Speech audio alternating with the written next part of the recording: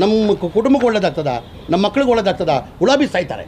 ಬಡವ್ರಿಗೆ ಒಂದು 5-10 ಸಾವಿರ ತೊಗೊಳ್ಳೋದಾ? ಇದು ಚನ್ನಪಟ್ಟಣಗೆ 5,000 ಮನೆಗಳು ಕೊಟ್ಟಿದ್ದೀನಿ. ಎಷ್ಟು? ಈಗ 5,000 ಮನೆಗೂ ಅಲ್ಲೂ ದುಡ್ಡು ತೊಗೊಂತಾನೆ ಕೊಡಬೇಕು. ಅಲ್ಲಿ ಕೇಳ್ಕೊಳ್ಬೋದಿಲ್ಲ. ಯೋಗೇಶ್ ಅವರು ಇದ್ದಾರೆ, MP ಮಾಜಿ MP ಇದ್ದಾರೆ, ಸುರೇಶ್ ಅವರಿದ್ದಾರೆ. ಅಲ್ಲಿ 5,000 ಮನೆಗಳು ಕೊಟ್ಟಿದ್ದೀನಿ. ರಾಮನಗರ್ಗೆ 3,000 ಮನೆಗಳು ಕೊಟ್ಟಿದ್ದೀನಿ. ಏನಕ್ಕೆ ರಾಮನಗರ್ಗೆ ಹೆಚ್ಚು ಮನೆ ಕೊಟ್ಟೆ? ರಾಮನಗರ ಚನ್ನಪಟ್ಟಣ ಅಂದರೆ ಕುಮಾರಸ್ವಾಮಿನೇ ಮುಖ್ಯಮಂತ್ರಿ ಇರುವಾಗ. ಏನಕ್ಕೆ ಕುಮಾರಸ್ವಾಮಿ ಅಲ್ಲಿಂದನೇ ರಾಮನಗರಿಂದ ಗೆದ್ದು ಮುಖ್ಯಮಂತ್ರಿ ಆಗಿದ್ದು.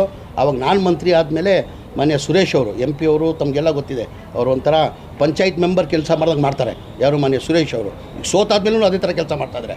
ಅವ್ರು ಬಂದು ನಾನು ಭಾಳ ಸತಿ ಕೇಳ್ಕೊಂಡ್ರು, ಸರ್ ಕುಮಾರಸ್ವಾಮಿನೇ MLA ಆಗಿದ್ದರು, ಒಂದು ಮನೆಯೂ ಕೊಟ್ಟಿಲ್ಲ, ಅವ್ರು ಮುಖ್ಯಮಂತ್ರಿ ಇರುವಾಗ ಒಂದು ಮನೆ ಕೊಟ್ಟಿಲ್ಲ ಅಂತ.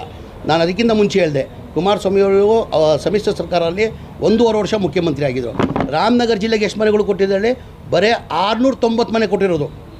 ಹಾಗಾಗಿ ನಂತರ ಕೇಳಿದ್ರು ಯಾವ್ದು ಕ್ಯಾನ್ಸಲೇಷನ್ ಆಗಿದೆ ಆ ಥರ ಎಲ್ಲರಿಗೂ ನಾವು ಕೊಡ್ಕೊಂಡು ಬರ್ತಾಯಿದ್ದು ನಾವು. ಆಮೇಲೆ ನನಗೆ ಆ ಥರ ದಲಿತರ ಬಂದಿಲ್ಲ. ನನಗೆ ಈ ಮನೆಗಳು ಬಡವರಲ್ಲಿ ಕೊಡೋದೇ 1,20,000. ಅದನ್ನು ಅರ್ಥ ದುಡ್ಡು ತೊಗೊಂಡು ನಾವು ಮನೆಗಳು ಕೊಡ್ದ. ಆಮೇಲೆ ನಾವು ದುಡ್ಡು ತೊಗೊಂಡು ಮನೆಗಳು ಕೊಟ್ಟರು ನಮ್ಮ ಕುಟುಂಬಕ್ಕೆ ಒಳ್ಳೇದಾಗ್ತದ, ನಮ್ಮ ಮಕ್ಳಿಗೆ ಒಳ್ಳೇದಾಗ್ತದ? ಉಳಾಬಿ ಸಾಯ್ತಾರೆ.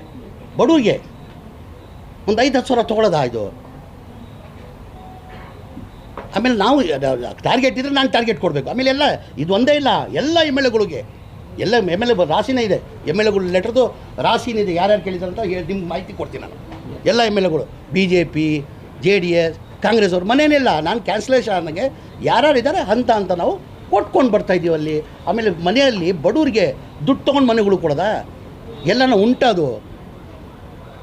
ಉಂಟಾದು ಆ ಥರ ಇದ್ದರೆ ಅವ್ರು ಯಾರು BR ಪಾಟೀಲ್ ಅವ್ರು ಹೇಳಿ, ಯಾರು ತೊಗೊಂಡಿದ್ದಾರೆ, ಯಾರು ಇಂಥವ್ರು ತೊಗೊಂಡಿದ್ದಾರೆ, ಅವ್ರ ಮೇಲೆ ಕ್ರಮ ತೊಗೊಳ್ಳೋ. ನಾವು ಬಿಡೋಕ್ಕಾಗಲ್ಲ. ಬಡವ್ರ ಪಾಪ ಕೊಡೋದೇ 1,20,000.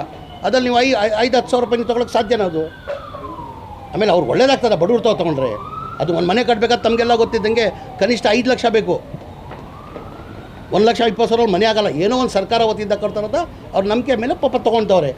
ಏನೋ ಒಂದು ಕೊಡ್ತಾಯಿದ್ವಿ. ಅದರಲ್ಲಿ ದುಡ್ಡು ತೊಗೊಳ್ಳೋದು ಕೊಡೋದು ಪ್ರಶ್ನೆನೇ ಬರಲ್ಲ. ನಾನು 86 kg ಇದ್ದವಳು 71 kg ಬಂದಿದ್ದೀನಿ. ವಯಸ್ಸಾದ್ಮೇಲೆ ಸ್ಮಾರ್ಟ್ ಆಗಿ ಕಾಣ್ತೀರ ಅಂದ್ರೆ ಜಿನ್ನಿ. 126 kg ವೇಟ್ ಇದೆ. ನಾವು ಈಗ 114 kg ಲೆಕ್ಕ ಬಂದಿದ್ದೀವಿ. ಯಾವುದೇ ಸೈಡ್ ಎಫೆಕ್ಟ್ ಆಗಿಲ್ಲ. 84ರಿಂದ 50 kg ಬಂದೆ. ಆಮೇಲೂ ಸಣ್ಣಗೆ ಫಿಟ್ ಆಗಿದ್ದೀನಿ. ಅದಕ್ಕೆ ನಾನು ಯೂಸ್ ಮಾಡ್ತಾ ಇರೋದು ಜೀನಿ ಸ್ಲಿಮ್. 84ರಿಂದ 50 kg ಬಂದೆ. ಆಮೇಲೂ ಸಣ್ಣಗೆ ಫಿಟ್ ಆಗಿದ್ದೀನಿ. ಅದಕ್ಕೆ ನಾನು ಯೂಸ್ ಮಾಡ್ತಾ ಇರೋದು ಜೀನಿ ಸ್ಲಿಮ್. ಸಣ್ಣ ಆಗಕ್ಕೆ ಜೀನಿ ಸ್ಲಿಮ್ ಯೂಸ್ ಮಾಡದೆ ಹೆಲ್ದಿನೂ ಅದೇ. ನೀವು ಸಣ್ಣ ಆಗಬೇಕಾ, ಹೆಲ್ದಿ ಆಗಬೇಕಾ? ಹಾಗಿದ್ರೆ ಜೀನಿ ಸ್ಲಿಮ್ ಯೂಸ್ ಮಾಡಿ. ಸಣ್ಣ ಆಗೋದಕ್ಕೆ ಯಾವುದೋ ಪ್ರಾಡಕ್ಟ್ ಹೇಳ್ತಾ ಇದ್ದಾಳೆ, ಏನಾದರೂ ಸೈಡ್ ಎಫೆಕ್ಟ್ಸ್ ಇದೆ ಅಂತ ಯೋಚನೆ ಮಾಡ್ತಾ ಇದ್ದೀರಾ? ಖಂಡಿತ ಇಲ್ಲ. ಯಾಕಂದರೆ ಇದು ಕೆಮಿಕಲ್ ಫ್ರೀ. ಸಣ್ಣ ಆಗಬೇಕು ಅಂದರೆ ಜೀನಿ ಸ್ಲಿಮ್ ಯೂಸ್ ಮಾಡಿ. ಹೆಚ್ಚಿನ ಮಾಹಿತಿಗೆ ಕೆಳಗೆ ಡಿಸ್ಪ್ಲೇ ಆಗ್ತಿರೋ ನಂಬರ್ಗೆ ಕಾಲ್ ಮಾಡಿ.